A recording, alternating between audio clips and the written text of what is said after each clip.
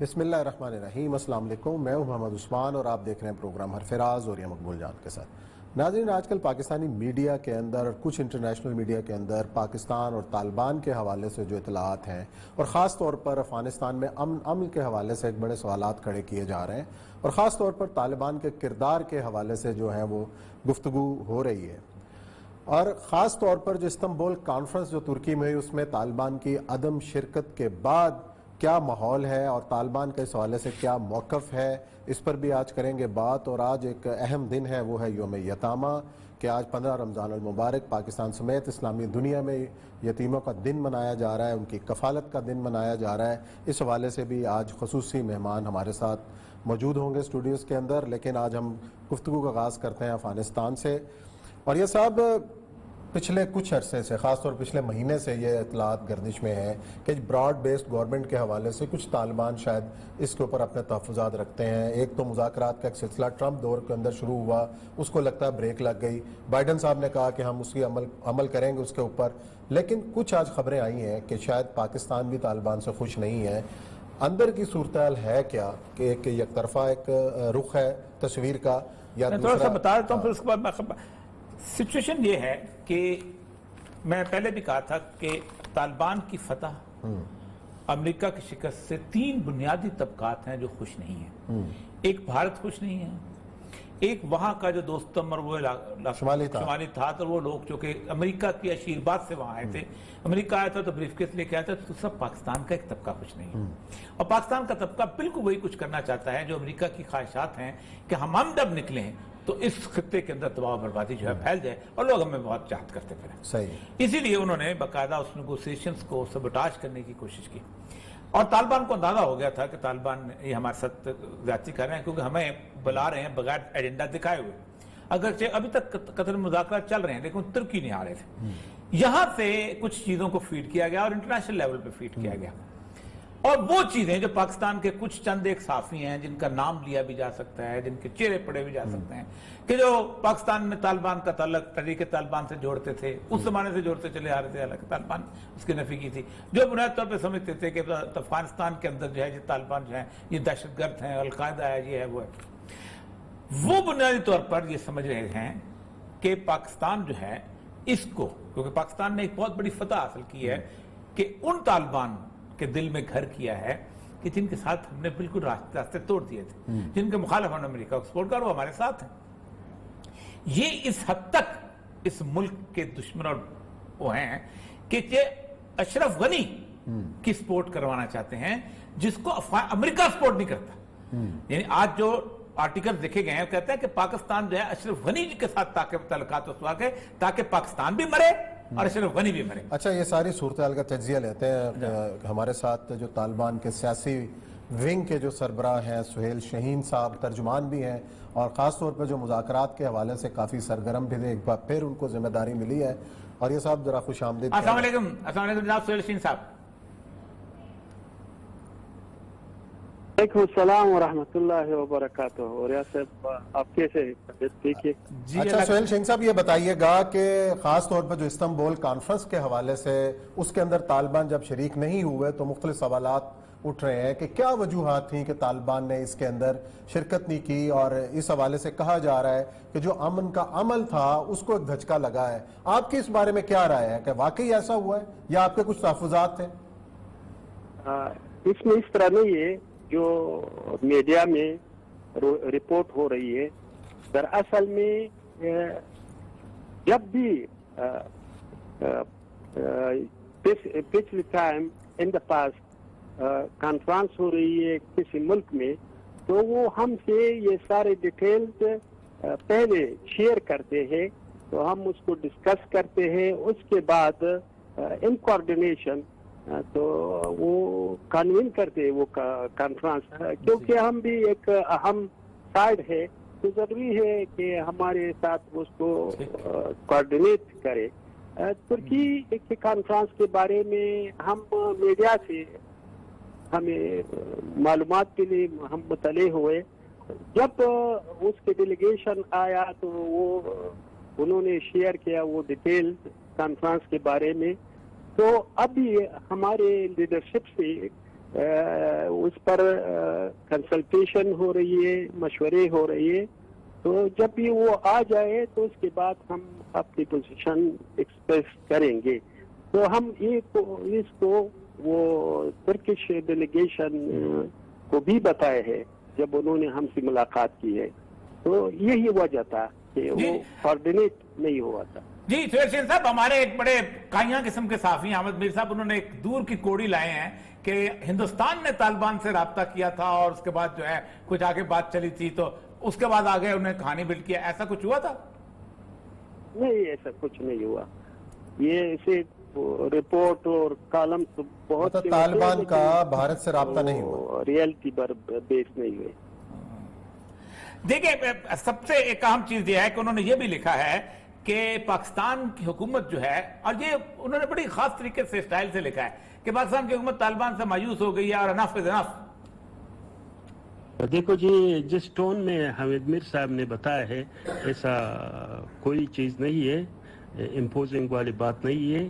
وہ نہ یہ ہماری پالیسی ہے کہ کسی سے ڈکٹیٹ لے لے, لیکن ہمارے برادرلی اور فرینڈلی ریلیشنس ہے پاکستان سے, اور ہم ہماری تاریخی لحاظ سے, عقیدے کے لحاظ سے اور ثقافت کے لحاظ سے پاکستان سے اور پاکستان کے عوام سے روابط ہے اور شیئر والیوز رکھتے ہیں.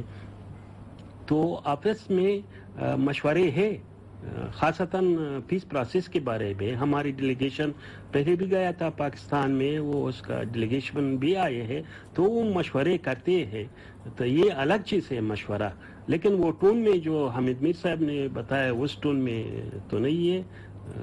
لیکن وہ مشورہ ہے, مشورہ ہم پاکستان سے بھی کرتے ہیں اور دوسری جو فرینڈلی کنٹری سے اسے بھی کرتے ہیں. وہ اس کو ویلکم بھی کرتے ہیں, کیونکہ اس کے نتیجے میں افغانستان میں جو امن آ جائے, وہ جو آکوپیشن ختم ہو, تو اس کو ظاہر ہے ہم ویلکم کرتے ہیں. اچھا سہیل شاہین صاحب, ایک بات اور اس خبر میں کہی گئی ہے کہ جب بات چیت ہو رہی تھی تو طالبان قیادت کی جانب سے یقین دہانی کرائی گئی تھی کہ جو افغان سرزمین ہے کسی بھی ملک کے خلاف جو ہے وہ استعمال نہیں ہوگی. اور اب یہ ایسی اطلاعات موجود ہیں کہ جو افغان طالبان کے پاکستان کی جو ٹی ٹی پی ہے, تحریک طالبان پاکستان, اس حوالے سے ان کے ساتھ رابطے ہیں. اس وجہ سے بھی ناراضگی پائی جاتی ہے پاکستان کی حکومت اور افغان طالبان کی قیادت کے درمیان. آپ اس بارے میں کیا کہنا چاہیں گے, کیا کہیں گے؟ یہ جو ہم کسی کو اجازت نہیں دیں گے کہ افغانستان کی سرزمین کو کسی دوسرے ملک کے خلاف استعمال کرے, یہ ہماری پالیسی ہے. کئی بار ہم نے اس کو اعلان بھی کیا ہے. یہ تو ایک اصولی موقف ہے ہمارے. تو جو بھی ہو, جو طرح ہو, جو فرد ہو یا انٹیٹی ہو, ہم اس کو اجازت نہیں دیں گے کسی ملک کے خلاف. تو یہ سارے آ جائے. جی سہیل شین صاحب, ایک بلنکن جو وزیر خارجہ تھا امریکہ کا, اس نے خط لکھا تھا اور اس کے بعد ایک 8 صفحے کا ایک بھیجا تھا کہ اس کی بنیاد کے اوپر افغانستان کی گورنمنٹ بننی چاہیے جس میں جمہوریت بھی ہو, آئین بھی ہو اور سب کچھ بھی ہو. اور وہ آپ کو دیا گیا تھا ایک براڈ بیس قسم کی گورنمنٹ بننی چاہیے, جس کے بارے میں آپ کو ظاہر بات ہے تحفظات کا اظہار کیا تھا اور روس کی میٹنگ میں بھی آپ نے یہ کیا تھا. بتائیے گا کہ اس وقت جو طالبان کا جو ہے پوائنٹ آف ویو, سٹینڈ کیا ہے, کہ وہ کیا چاہتے ہیں ان مذاکرات سے؟ مذاکرات ہو رہی ہے دوحہ میں.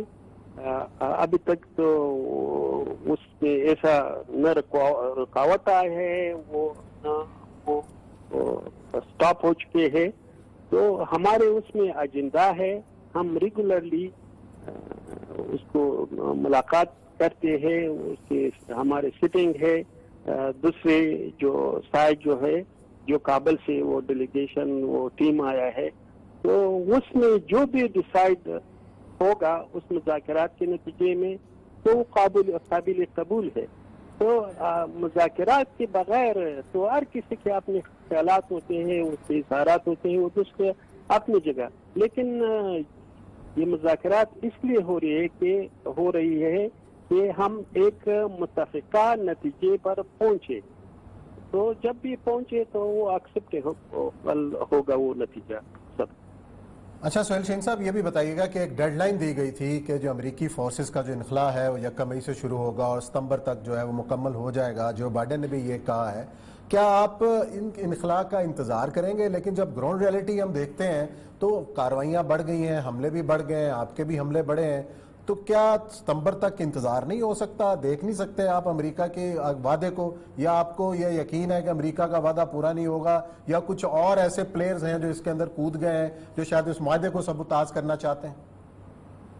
जी, ये हमने ये एग्रीमेंट के दौरान में हमारी तरफ से कोई ऐसा वायलेशन नहीं हुआ है।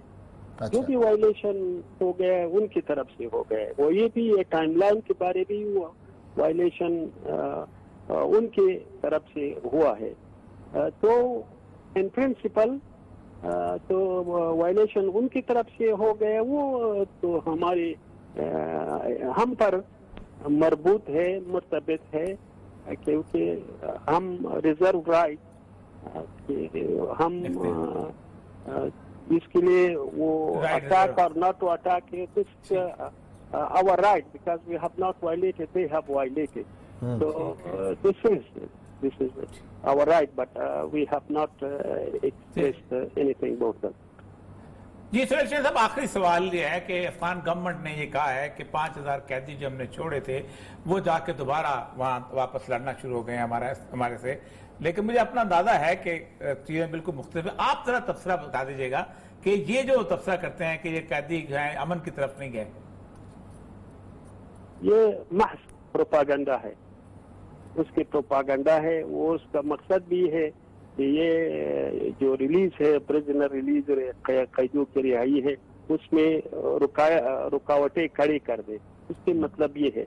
इसकी अनग्राउंड इसकी बिल्कुल हकीकत नहीं है। हमको जरूरत भी नहीं है, क्योंकि हमारे जो मुजाहिदीन जो है वो तो 1 साल 2 साल वो इंतजार करते हैं ताकि वो उसको नौबत मुयसर आ जाए कि वो ज्वाइन करे हमारे फाइल जोन रैंक्स को। तो क्या जरूरत है वो प्रिजनर जो जेलों में उन्होंने कई साल गुजारे हैं कि वो आ जाए हमारे संगर की तरफ। हमें उसको बताया कि वो जाए, अपनी तालीम मुकम्मल करे, अपने खानदान के साथ, फैमिली के साथ, उसके साथ जिंदगी गुजार दे। तो लेकिन उसके वो प्रोपागंड है, प्रोपागंड तो वो करते रहते हैं अपनी मकासद के लिए, लेकिन हकीकत ये नहीं। जी बहुत बहुत शुक्रिया सोहेल शेख साहब, आपने तफसील से बात की। ये है सिचुएशन एक्चुअली। देखिए मसला सारा ये है कि पाकिस्तान से सहाफत हो या इंटरनेशनल सहाफत, लेकिन और ये सब इसमें एक और पहलू ये भी है ना कि जब आप इस किस्म की चीजें कायम करते हैं तो कम से कम आप दूसरी पार्टी का मौकफ तो लेना कि यार असल में सिचुएशन है क्या, तो कम से कम उनका अच्छा, मौकफ वो क्या चाहते। सबसे ज्यादा जिस चीज से मुझे दुख होता है वो है जराए, और फिर पता है कहते हैं साफी इस बात पे जनाब को नहीं है कि अपनी सोर्स को बताएं। जो अपनी खबर को फीड करानी है वो उसमें तो जराए से करा देते हैं। अच्छा, और आज भी वैसे पैमरा ने एक दिया एडवाइस के जी जराए के वाले से खबरें ना चलाएं, खास तौर पर कैबिनेट की।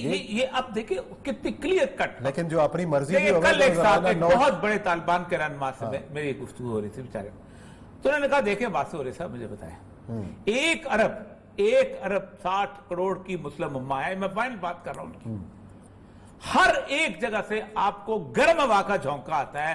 कहीं से आपको फतह की खुशखबरी मिलती है तो अफगानिस्तान से मिलती है जहां सिर्फ 60,000 लोग लड़ रहे हैं।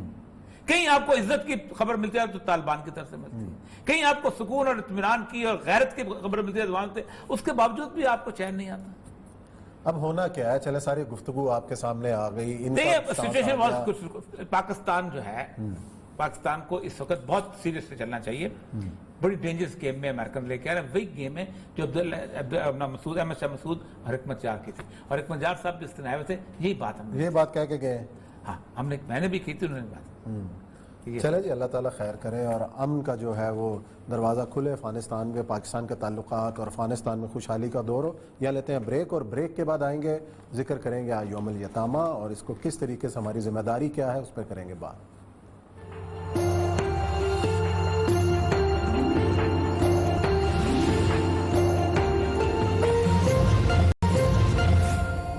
जी नाज़रीन, ब्रेक के बाद आपको खुशामदीद कहते हैं। गुज़िश्ता दिनों एक इंटरव्यू निजी टीवी चैनल पे आया। बशीर मेमन साहब जो साबिक DG FIA हैं, उन्होंने इंकशाफात किए इमरान खान साहब के हवाले से, उनकी हुकूमत के हवाले से, और जो उन पर दबाव था। उसके बाद एक नया पेंडोरा बक्स खुल गया और आज अपोजिशन जमातों, मरीम नवाज़ और बाकियों ने भी उसके हवाले से बयान दिए हैं कि तहकीकात कराई जाएँ, जुडिशल कमीशन तक बनाने का मुतालबा किया गया है DG IFI के इन इल्ज़ामात पर। और ये सब बहरहाल इल्ज़ामात के बाद जो हमारे शहजाद अकबर साहब हैं, उन्होंने उन्हें हट जाने का नोटिस तो भेज दिया है कि जनाब आपने जो इल्ज़ामात लगाए हैं मुझ पर, 50 करोड़ रुपए का मेरा ख्याल है उन्होंने उसको भेजा है। लेकिन ये इससे पहले भी एक इंटरव्यू मतीउल्लाह जान के एक YouTube के ऊपर आके ये इल्ज़ामात लगे थे। कल इन्होंने एक तफसीली इंटरव्यू दिया है। मैं ये बाद में क्यों याद आता है? हाँ, मैं इस मसले में पूरा हक बजानब हूँ, क्योंकि मैं शायद वाहिद आदमी हूँ कि जिसकी नौकरी में भी 17 साल रहते थे तो मैंने गुफ्तगू शुरू की थी और अपनी नौकरी दाव पे लगा के की थी। मुझे वो सारे लोग जो हैं बुनियादी तौर पे भुसलों का इतना बड़ा टोला लगते हैं कि जो पूरी 33 साल नौकरी एंजॉय करते हैं, सर चुकाते हैं, बाद में सर तस्लीम खम करते हैं, बाद में किताबें लिखते हैं और इंटरव्यू देते हैं। इसलिए मैंने आज तक कभी उस ब्यूरोक्रेट को इज्जत ही नहीं दी जिसने कभी भी नौकरी के बाद आके गुफ्तगू की, कितना भी ईमानदार हो, कितना भी शरीफ। मन राम इनको मुनकरन, तुम अगर बुराई देखते हो फाइल फैज़ बही बजे हाथ से पकड़ DG FI हो यार। आप क्या समझते हो आपको प्राइम मिनिस्टर कहता है कि मेरे लिए ये करो, आप प्राइम मिनिस्टर को हथकड़ी लगा दो, आपको पूछेगा कोई नहीं। 353 में कह रहा है आपको prime minister is a layman. आप SHO थाने के, आप क्या बात करते हो? तो लोगों को बेवकूफ बनाने का जरिया ढूंढा हुआ है सारे लोगों ने। मेरा दोस्त है, बहुत अच्छा दोस्त है, ईमानदार आदमी है, सब कुछ है, लेकिन मैं इस बात को मानने को तैयार नहीं कि रोहिदास खान जो है बाद में उठ के तो ख्वाब आए तो उसने कहा जी मैं तो ईस्ट पाकिस्तान बचा सकता था लेकिन अब मैंने नहीं बचा, या कोई जर्नैल के, इवन शायद अजीज, मैं इससे मोहब्बत करता हूं मैं उस शख्स से, लेकिन उसके बावजूद भी जब रात को रोता था कि मैं ज्यादती हो गई, मैं कहता था ये तो आप अल्लाह से माफी मांगे, क्योंकि ईमान उसी वक्त होता है कि जब उस वक्त आपके वही लम जैसे थे फबे लिसानी, जुबान से बोलो, लिखो, बोलो। आप मुझे उसने एक फिक्रा बोल दिया है जिसने उसके सारे उसको कि हो सकता है मैं साबित ना कर सकूं। आप मुझे बताइए, जब आप प्राइम मिनिस्टर से मिल के आए थे, आपने अपनी डायरी में जिसको रोजनामचा है क्या लिखा? आपने कुछ नहीं लिखा। लिख देते तो शायद कहानी और होती और आज आपको ये बात ना कहना पड़ती। यहाँ लेते हैं ब्रेक और ब्रेक के बाद आएंगे और जिक्र करेंगे यौम यतामा।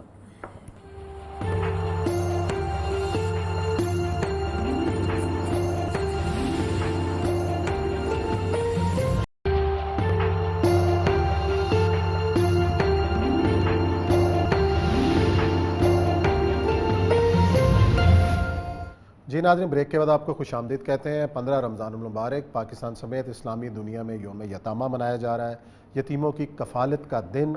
इसी मुनासबत से हमने दावत दी अपने स्टूडियो में खिदमत पाकिस्तान के सरबराह अब्दुल शकूर साहब और साथ ही समाजी कारकुन हैं, कस्टम वेलफेयर सोसाइटी के रूह रवां हैं, डॉक्टर आसिफ महमूद जा, वन मैन आर्मी है इस्लामाबाद से, उन्होंने भी हमें ज्वाइन किया है। दोनों मेहमानों को हम खुशामदीद कहते हैं। अस्सलाम वालेकुम शकूर साहब, पहले आपसे गुफ्तगू का आगाज़ करते हैं कि हर साल 15 रमज़ान मुबारक यौम यतामा मनाया जा रहा है, कि जब से आप ये दिन मना रहे हैं पाकिस्तान के अंदर इस हवाले से कितनी अवेयरनेस आई है और यतीमों की कफ़ालत के हवाले से खिदमत को क्या रिस्पांस मिला है? उस्मान साहब बहुत बहुत शुक्रिया। हमने 2012 में पहला यौम यतामा पाकिस्तान में मनाया और वो 9 रबीउल अव्वल था। फिर हमें पता चला कि तुर्की और OIC ने पहले से तय कर रखा है 15 रमज़ान, तो हमने क्विकली शिफ्ट कर लिया ताकि इंटरनेशनली एक ही फोरम के साथ हम आगे बढ़ें। हमने अल्हम्दुलिल्लाह पाकिस्तान में आर्फन केयर फोरम बनाया जिसमें कोई 15 ऑर्गेनाइजेशंस हैं जो पाकिस्तान में यतीम बच्चों के लिए कफ़ालत का काम कर रही हैं। इस फोरम को मैं हेड कर रहा हूं और इसके तहत हमने फिर कौमी असम्बली में और सेनेट में करारदाद पेश की। दोनों जगह पे अल्हम्दुलिल्लाह इसको यौम यतामा के तौर पे कबूल किया गया और अब अल्हम्दुलिल्लाह हर साल पहले की निस्बत ज़्यादा लोग पार्टिसिपेट कर रहे हैं, मीडिया में भी ज़्यादा कवरेज हो रही है और हमें खुशी है कि ये आवाज़ यतीम बच्चों के बारे में लोगों में बहुत फैल रही है। शकूर साहब, ये कोविड के दौरान कुछ आपको ज़ाहिर बात है खासी मुश्किलात तो हुई होंगी फंड रेजिंग के हवाले से, या आपका सारा सिलसिला जो है वो चलता रहा है इस तरह? देखिए, मेरा ख्याल ये है कि अगर ये एहसास आम हो गया और जो हो रहा है कि यतीम बच्चे हमारी पहली प्रायोरिटी हैं, تو کووڈ میں بھی جو فنڈ آتا ہے لوگ اس بات کا پورا احساس کرتے ہیں کہ جو طبقہ سب سے زیادہ محروم ہے جس کو مدد ملنی چاہیے تو وہ اس طرف متوجہ ہوتے ہیں. الحمدللہ ہمیں خوشی ہے کہ پاکستانی بہت اچھا ریسپانس کر رہے ہیں اور ہم توقع رکھتے ہیں کہ کووڈ کے باوجود ہم اس سال 4-5 ہزار بچوں کا اضافہ کریں گے انشاءاللہ اپنے پروگرام میں. جی آصف جا صاحب نے بھی ہیں ہمارے ساتھ موجود ہیں اور انہوں نے خاص طور پر تھر میں بہت کام کیا اور پچھلے سال کرونا کی جو وبا تھی تو ہمیں یاد ہے جب خود ہم شکار ہوئے تھے ڈاکٹر صاحب نے ایک سیرپ بھی جو آیا تھا بڑا زبردست بہت ایفیکٹو سیرپ تھا. اور اب ڈاکٹر صاحب ایک بار پھر یہ جو تیسری لہر آئی ہوئی ہے بڑی شدت سے اور یہ پہلی لہروں کے مقابلے میں بہت خطرناک بھی ہے, اس میں آپ لوگوں نے کیا کیا ہے؟ کچھ کر رہے ہیں, کچھ ایسا کوئی نسخہ بنایا ہو تو بتائیں. بہت تکلیف دہ صورتحال. دیکھیں جی بالکل تکلیف دہ صورتحال ہے اور سب سے پہلے تو میں یہ کہوں گا کہ میں نے وزیر اعظم صاحب کو بھی پروپوز کیا ہے کہ اس جمعے کو یوم توبہ منایا جائے اور اللہ سے رجوع کیا جائے کہ اللہ اس بیماری سے ہمیں سب کو پوری دنیا کو نجات دے. اور دوسرا یہ ہے کہ ہمارا جو یہ سیرپ ہے کرونا پلس سیرپ ماشاءاللہ یہ پچھلے سال سے چل رہا ہے. ہم نے تقریباً 50,000 لوگوں میں ڈسٹریبیوٹ کیا ہے اور یہ بہت ایفیکٹیو ہے. یہ آپ کے پھیپھڑوں کو مضبوط کرتا ہے اور وائرس کو پھیپھڑوں تک پہنچنے سے روکتا ہے. آپ اس کو سمپلی گھر میں بھی بنا سکتے ہیں کہ 1 کپ آپ نے دودھ گرم لینا ہے, اس میں 1 چمچ ہلدی کا ڈالیں, 1 چمچ زیتون کے تیل کا ڈالیں اور 1 چمچ شہد کا ڈالیں. یہ تینوں چیزیں جو ہیں اور اس میں ہم نے اور بھی تھوڑی سی انگریڈینٹس ڈالے ہیں اور یہ آپ کو چیسٹ کنجیشن کے لیے آپ کے چیسٹ کو کرونا کے وائرس سے بچانے کے لیے بہت اچھا کردار ادا کرتا ہے. اور ہم ماشاءاللہ کرونا کے دنوں میں بھی کام کر رہے ہیں. اور آپ نے پوچھا تھا عبدالشکور صاحب سے کہ کرونا کے دنوں میں آج کل مطلب ہے آپ کو فنڈز کی کمی نہیں. میں عجیب بات بتاؤں, پاکستانی قوم کو خراج تحسین پیش کرتا ہوں کہ ہمیں کووڈ کے دنوں میں زیادہ ڈونیشن ملے ہیں اور گلوبل گیونگ ایک ادارہ ہے, عالمی ادارہ, اس نے بھی ہماری کنٹریبیوشن کو کرتے ہوئے ہمیں اسپیشل پرائز دیا ہے. اور تھر میں ہمارا ماشاءاللہ کنویں بنانے کا سلسلہ جاری ہے. اولیاء صاحب جانتے ہیں, اولیاء صاحب ہمارے ڈونر ہیں. جی آپ یہ بتائیے کہ اس وقت کتنے کنویں آپ لگا چکے ہیں اور وہاں ساتھ آپ نے ان کی کھیتی باڑی کا بھی کیا تھا تھر کا؟ جی ہم ماشاءاللہ اللہ کے فضل سے اور دوستوں کے تعاون سے 1000 سے زیادہ کنویں بنوا چکے ہیں اور 2000 ایکڑ پہ ہم نے تقریباً 200 گرین فارم بنائے ہیں جہاں سبزیاں پیدا ہو رہی ہیں, جہاں گندم پک رہی ہے, اونینز, سبزی, جانوروں کے لیے چارہ پیدا ہو رہا ہے. اور ماشاءاللہ ایسا گمان ہوتا ہے وہاں تھر میں جا کے کہ پنجاب کے جیسے لہلہاتے کھیت ہیں. اور پھر ہم نے دادو میں اور بلوچستان میں جہاں پینے کا پانی میسر نہیں تھا, جہاں ویڈیوز وائرل ہوئی کہ لوگ گندے پانی سے جوہر سے پانی پی رہے ہیں, وہاں ہم نے ہینڈ پمپس تقریباً 1000 کے قریب لگائے ہیں, ڈی بورڈ قسم کے ہینڈ پمپ لگائے ہیں. اور یہ ماشاءاللہ سلسلہ وہاں ہم نے پھر ویڈوز کے لیے, آرفنز کا آج ڈے ہے, ویڈوز کے لیے ہم نے بکری پال سکیم شروع کی ہے اور ویڈوز کو ہم اسلام آباد میں اور دوسرے علاقوں میں باقاعدہ راشن پہنچاتے ہیں. اور پھر وومن امپاورمنٹ کے لیے ہم نے بکری پال سکیم کا ذکر کیا. اور تھر میں ہم نے ایک نیا انیشیٹو شروع کیا ہے کہ تھر میں ہم پکے 1 کمرے کا پکا گھر بنا کے دے رہے ہیں. جہاں پکے گھر کا کوئی تصور نہیں تھا وہاں چھوٹا سا گھر ہم بنا کے دے رہے ہیں. یہ نیا پاکستان میں تو مطلب 26-27 لاکھ روپیہ دینا پڑتا ہے, ہم نے چھوٹا سا گھر بنا کے دیا ہے کہ جھونپڑی سے گھر تک. تو وہ ماشاءاللہ بڑا سلسلہ چل رہا ہے. بہت زبردست کانسیپٹ ہے. 70-75 ہزار میں ایک کمرہ بن جاتا ہے. آج کے دن کی مناسبت سے پاکستانی قوم سے کیا آپ کہنا چاہیں گے, کیا اپیل کرنا چاہیں گے؟ جو آپ کے آغوش پروجیکٹ ہے مختلف شہروں میں یتیم بچوں کی کفالت کا ایک بہت بڑا اور زبردست نیٹ ورک ہے, آج کے دن آپ نے آگے آنے والے سالوں کے لیے کیا پلان کر رکھا ہے کہ کن کن شہروں میں مزید نیٹ ورک پھیلے گا؟ بہت شکریہ. میں 2 چیزیں اس حوالے سے کہنا چاہتا ہوں. پہلی تو عام آدمیوں سے جو میرے پروگرام کو سن رہے ہیں, پاکستانی معاشرہ الحمدللہ اس حوالے سے بہت حساس ہے.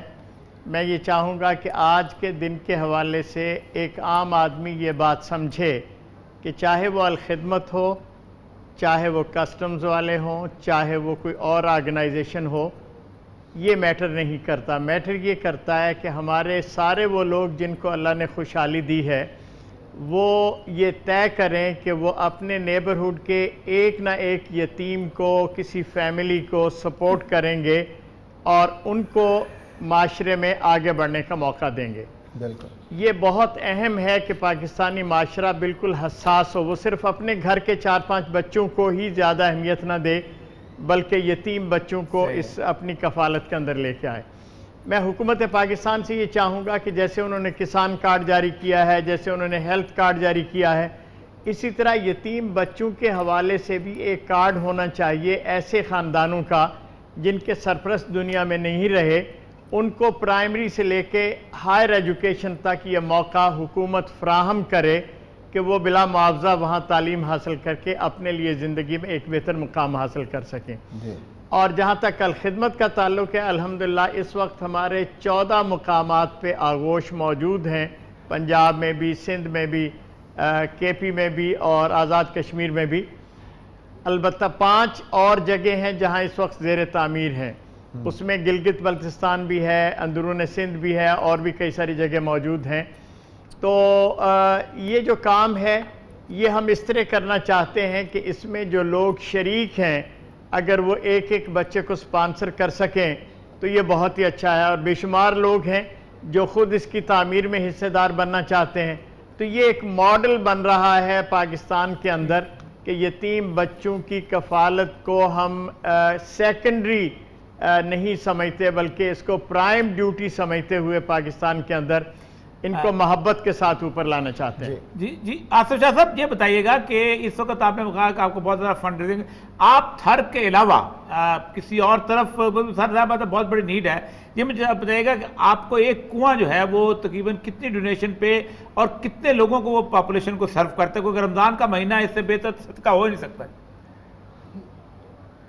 دیکھیں بہترین صدقہ جاریہ آپ صلی اللہ علیہ وسلم نے فرمایا کسی پیاسے کو پانی پلانا ہے، اور ایک کنواں جو اپنے پیاروں کو صالح ثواب پہنچانے کے لیے یا صدقہ جاریہ کے لیے بناتے ہیں وہ کم از کم 50 سال تک لوگوں کی لاگت کتنی آتی ہے؟ ایک ہم ہاں جی تقریباً 2 لاکھ روپے میں مینولی ڈریون جو ہے وہ بن جاتا ہے، اور جو سولر آپریٹڈ جس میں مشین بھی لگتی ہے وہ 3 لاکھ میں۔ تو یہ صدقہ جاریہ ہے اور یہ تھر کے حساب سے کتنے گھرانوں کو پانی دیتا ہے؟ یہ تھر کے حساب سے کتنے گھرانوں کو پانی دیتا ہے وہاں پر؟